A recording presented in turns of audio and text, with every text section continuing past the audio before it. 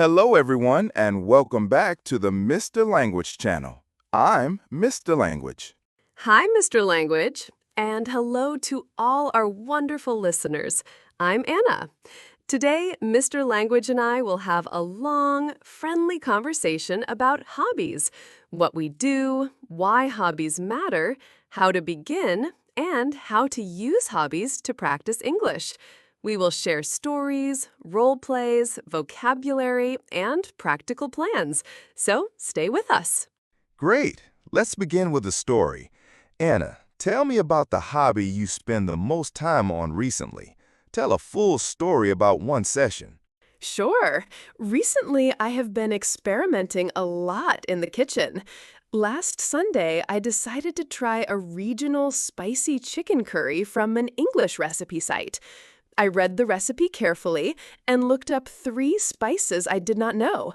I made a small vocabulary list and read the steps out loud while I cooked. The smells filled the kitchen, and I tried the sauce as I went, adjusting the seasoning. After cooking, I invited my neighbor and explained the recipe in English. She gave me a tip about marinating the chicken longer next time. That short conversation helped me use cooking verbs and taste words I had learned, and I felt proud and relaxed afterwards. The hobby became a way to practice English naturally. I love that. Cooking as language practice is clever. For me, I recently started a mini podcast where I interview older residents about local history. Last week, I recorded a conversation with a teacher who collects postcards. We talked about postmarks, captions, and the feelings behind messages. I had to research vocabulary beforehand, then use those words in the interview. Editing the audio helped me notice filler words I use and practice clearer speaking. The hobby gives me both language practice and fascinating stories. Those 2 hobbies show different learning loops: research, practice, reflect. Now, let us list many hobby ideas and talk about practical ways to use each one for English. Reading. Choose novels or short stories at your level. Underline new words and write simple definitions. Read aloud to practice pronunciation. Cooking and baking. Follow recipes in English, watch cooking videos with subtitles, and explain each step aloud. Write a short review of the recipe. Team sports. Play football, basketball, or volleyball. Use informal phrases and practice cheering, calling plays, and discussing tactics. Individual sports. Running, cycling, swimming. Listen to English podcasts while you exercise and summarize each episode afterwards. Music. Learn song lyrics, translate them, and sing along. Study rhythm, stress, and pronunciation through songs. Creative arts. Painting, drawing, pottery. Describe your work in detail and post photos with captions in English. Performance. Playing an instrument, acting, or doing public speaking practice builds confidence and structure in speech. Gardening. Learn plant names and care verbs like water, prune, transplant. Keep a simple plant diary in English. Photography. Take photos and write captions or short stories about the scene. Join photo walks with international groups. Writing. Journal daily, blog about your hobby, or write short stories. This improves grammar and expression. Collecting. Stamps, coins, postcards. Research history and write descriptions for each item. Tech hobbies. Coding, electronics, building small robots. Read documentation and tutorials in English and join forums. Gaming. Join English-speaking servers, use in-game chat, and practice short spoken phrases for teamwork. Knitting and crafts. Follow patterns in English and learn craft-specific vocabulary. Now, let us give a concrete one-month plan for a complete beginner who wants to start gardening and practice English at the same time. Week 1. Learn basic plant names and buy 3 small herbs. Read care instructions and water them while saying the steps out loud in English. Week 2. Watch 2 short videos about herb care in English and write down 5 new words. Try to use those words in 3 sentences. Week 3.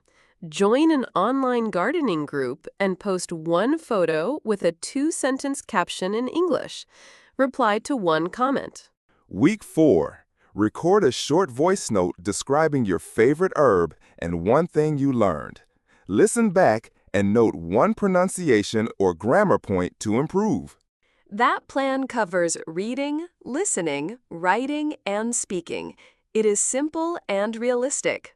Next, vocabulary sets.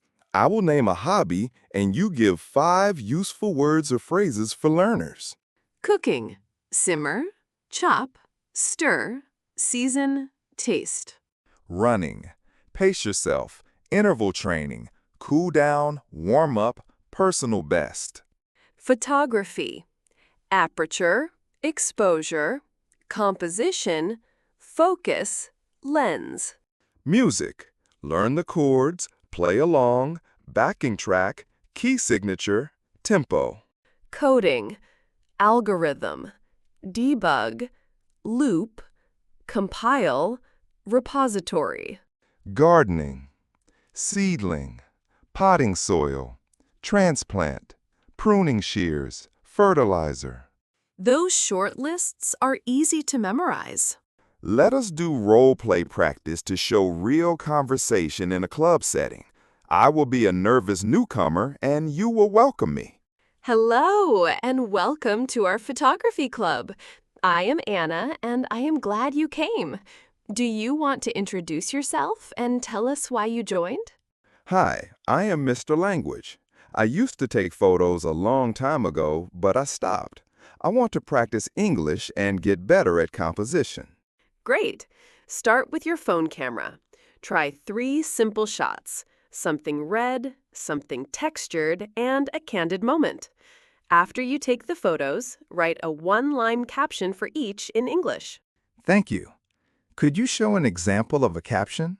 Sure. Fresh oranges stacked under a bright awning. Short, descriptive, and full of useful vocabulary. That helps a lot. Now, let us discuss common beginner mistakes and how to avoid them. 1. Trying to do everything at once. Focus on 1 or 2 small habits. 2. Expecting instant fluency or mastery. Progress is slow and steady. 3. Comparing yourself to experts. Everyone starts as a beginner. I will add 1 more. Not using the hobby to speak with others. Joining a group or sharing your work amplifies learning. Now, tips for making time when you are busy. Use micro sessions of 10 to 20 minutes each day. Combine hobbies with routine moments like commuting or cooking. Set a trigger habit. After breakfast, write 1 sentence in your journal. After work, go for a short walk while listening to an English podcast. Accountability helps. Tell a friend, post progress online, or use a habit tracker. Let us talk about making friends through hobbies. Start with open questions such as, how long have you been in the club? Or what camera do you use? Mention something specific about the environment, like, that mural is beautiful. Would you like to photograph it together? Small offers to help create connection. Next, unusual hobbies that spark interesting conversation. Calligraphy forces careful letter formation and improves spelling awareness. Geocaching teaches map and direction vocabulary. Amateur astronomy teaches star names and descriptive observation language. Bonsai gardening teaches patience and words about shape and growth.